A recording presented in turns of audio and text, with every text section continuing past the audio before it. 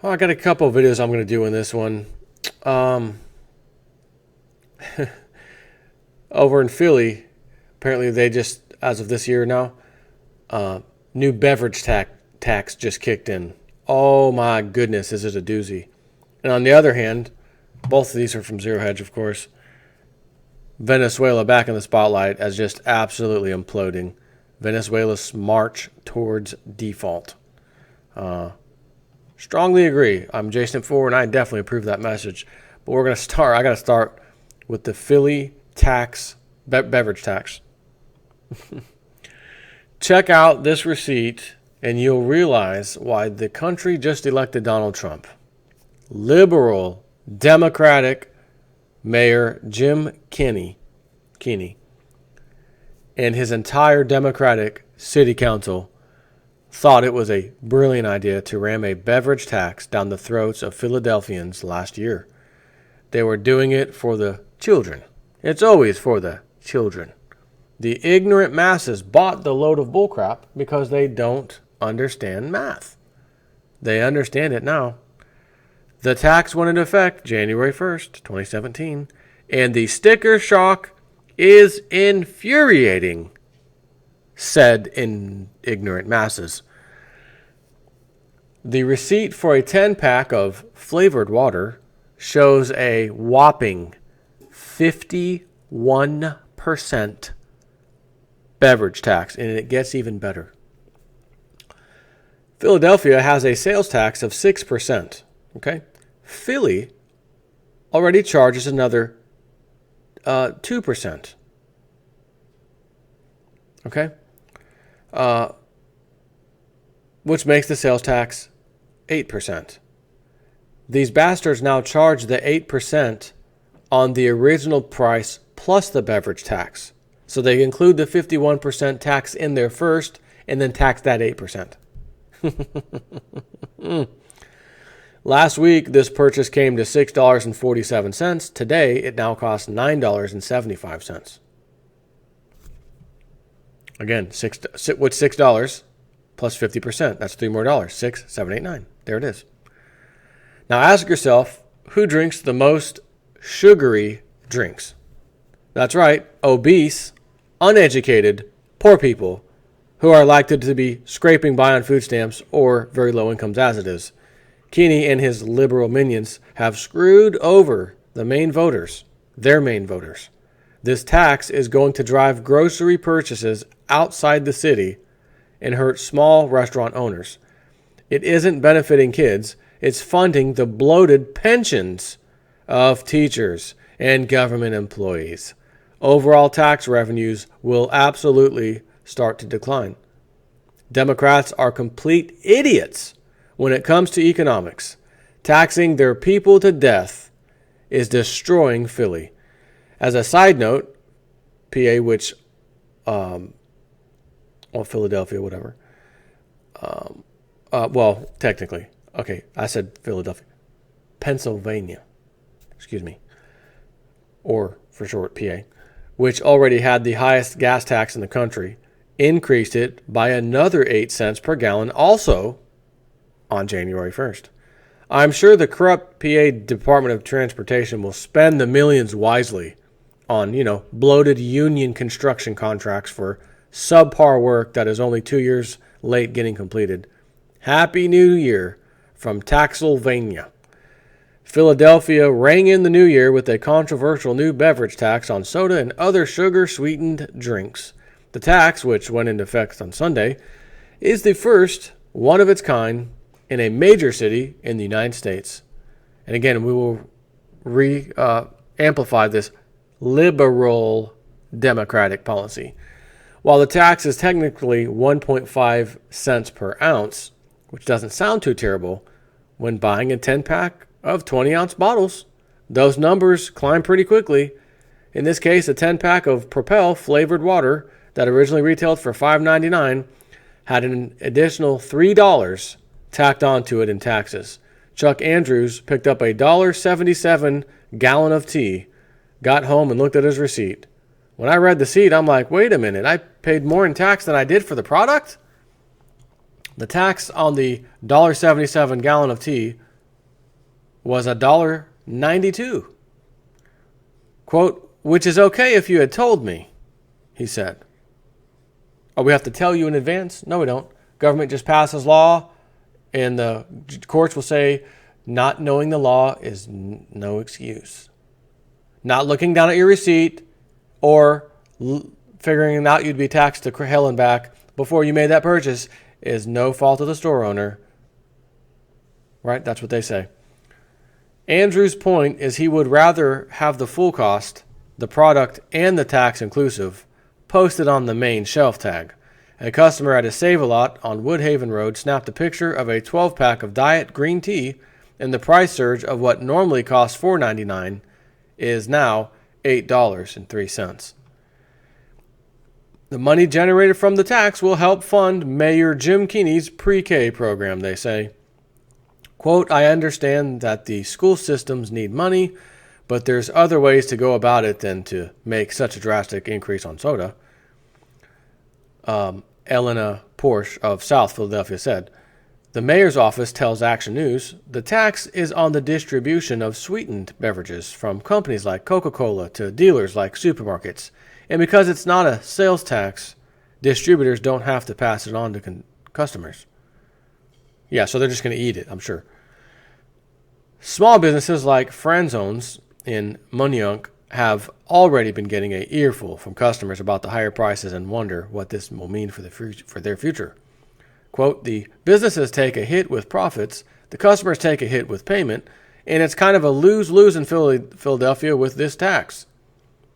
Mr. Mike Maziars of Franzones said, or is that Franzones? Many people are saying they will go out of Philadelphia rather than pay the tax. Others say they will change what they buy. So now I know I'm buying water. Carl Salisbury of North Philadelphia said, you know what, Carl? That's probably not a bad idea anyways, considering sugar's the new, smoking. And that's actually true. It's also important to note, if grocery stores purchased these taxable beverages last week from their distributors, then the soda tax wouldn't apply. But if the beverages were purchased on the 1st of January, then it would apply. Philadelphia is not alone, as the Wall Street Journal adds. Bay Area voters in San Francisco, quick look surprised, and Oakland also approved a penny per ounce tax on sugary beverages, the same rate as Berkeley's. In Boulder, Colorado, residents approved the nation's steepest soda levy at 2 pennies an ounce, or an extra $1.35 for a 2-liter bottle. Those taxes are taking effect in the coming months. Quote, they represent a new frontier of tax policy, said Scott Drenkard, director of state projects for the Tax Foundation, a think tank that favors lower taxes.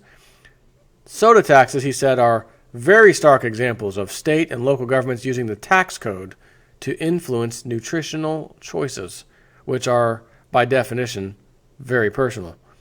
Supporters of the taxes say the levies encourage people to drink healthier beverages. Instead, the newly implemented surcharges will likely just lead to a lot of very angry taxpayers, which is absolutely true. On to Venezuela, marching towards default. It is only a matter of time until Venezuela will default on its foreign debt. After a short peak in 2009, when the country's foreign exchange reserve stood at over $40 billion, Venezuela has been steadily hemorrhaging its reserves down to $10 billion. In 2016, Venezuela started to sell gold, worst decision ever, anyways, in order to compensate for the loss of its monetary reserves. As a consequence, Venezuela's gold reserves plunged from over 360 tons down to less than 190 tons. Other than in the case that some foreign powers, such as China, for example, would jump in as a lender, Venezuela's default seems unavoidable. Venezuela is not only the victim of falling oil prices, although these have the strongest immediate effect on the country's finances. Oil revenue finances more than half of Venezuela's government budget and accounts for almost all export income. Venezuela's deeper problems come from the fact that almost all of the government's so-called social benefits in the wake of the Bolivarian Revolution under President Hugo Chavez and Nicolas Maduro have been financed by monetary expansion. Sounds like they're doing their own version of QE. In 1998, before Hugo Chavez became president, the extended broad money supply, or M3, stood at 10.6 billion bolivars. By 2010, the Venezuelan money supply had already risen to more than 290 billion bolivars. And as of October 2016, the money supply M3 reached 7,513 billion Venezuelan bolivars. Good day, sir, to the Venezuelan government. Only a matter of time now.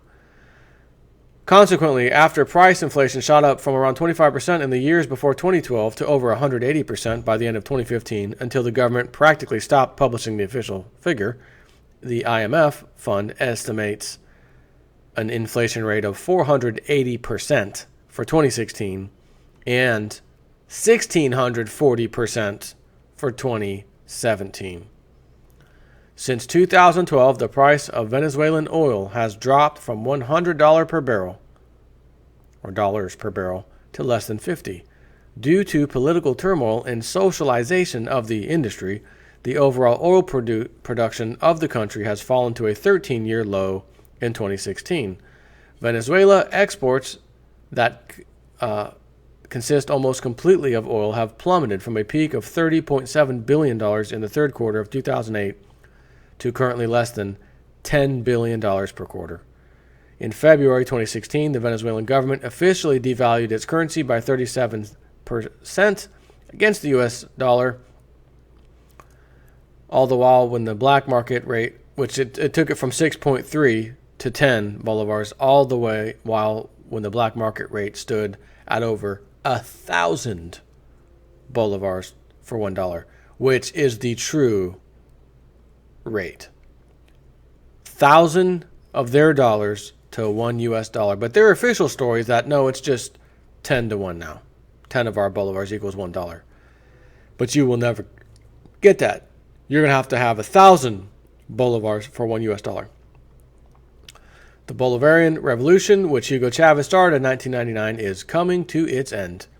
Severe shortage of basic foods or goods, food lines, exorbitant black market prices, the collapse of the currency, and hyperinflation now afflict a country that claims to possess the highest proven oil reserves in the world.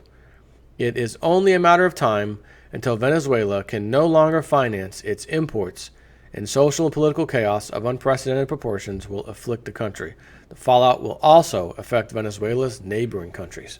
So if I was in charge of Venezuela, I'd say, oh yeah, we were doing fine when gas prices were $90 to $100 a barrel. Now we're suffering at 50, 45, whatever a barrel. I've got an idea. We're going to start, it's 45 today. Tell the whole world we'll sell it to them for $40, $35 a barrel.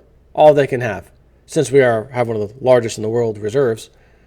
And then you force everybody else to compete with you, which would also include the people you don't like very much, which is the United States and our oil cartel. And we'd have to then sell oil for $35 a barrel.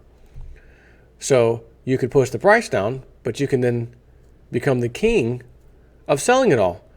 So you can offset the 50% cut, or actually 100% cut you took, because if it was $100 a barrel, now it's $50 a barrel. You took 100% loss, or I guess it's 50%, whatever, 50% of what it was. Yeah, can't think today. And you could offset that by selling way more oil.